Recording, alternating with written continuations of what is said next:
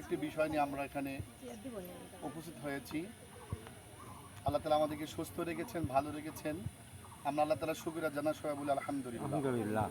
দরুদ পড়ছি মানবতার মহান বন্ধু বিশ্বনবী জনাব মুহাম্মদ রাসূলুল্লাহ, সবাই বলি সাল্লাল্লাহু আলাইহি ওয়াসাল্লাম। আজকে আমি আমাদের গ্রামের বিজয়পুর এবং জিনারপুরের পক্ষ থেকে আমি ধন্যবাদ জানাই যারা আজকে এই বাল্যবিবাহ বিষয় নিয়ে যারা উদ্যোগ নিয়েছে, যে স্যাররা এসেছেন, আমি তাদেরকে ধন্যবাদ জানাই, কৃতজ্ঞতা প্রকাশ করছি এবং তাদের সুস্থতা এবং নেক হাত কামনা করছি।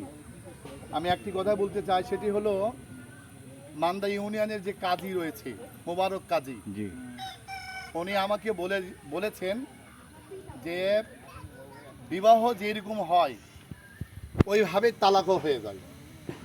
তার পিছনে কারণ হলো মেয়েরা যখন একটু লেখাপড়া সিঁড়িতে পা দেয়, লেখাপড়া বুঝে, কিন্তু সংসারটা করতে হবে এইটা বুঝে না, তখনই তার মা বাবা তাকে বিবাহ দিয়ে দেয়।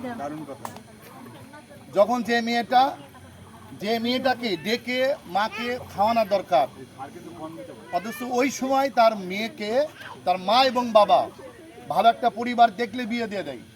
এই মেয়েটা যাওয়ার পরে কি করে, তখন দেখা যাচ্ছে তার শাশুড়ি, তার মনে করে যারা আছে পরিবারের সদস্য মেম্বার যারা রয়েছে, তারা তাদেরকে অনেক কাজ চাপিয়ে দেয় এবং সেই কাজের যোগ্যতা তারা অর্জন করতে পারে না, বুঝে না।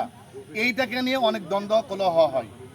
বাংলাদেশের কোর্টে গেলেই দুইটা বিষয়ে মামলা বেশি, একটা হলো এই মেয়েদের মানে বিবাহ বিচ্ছেদের ঘটনা, আর একটা মারামারির ঘটনা।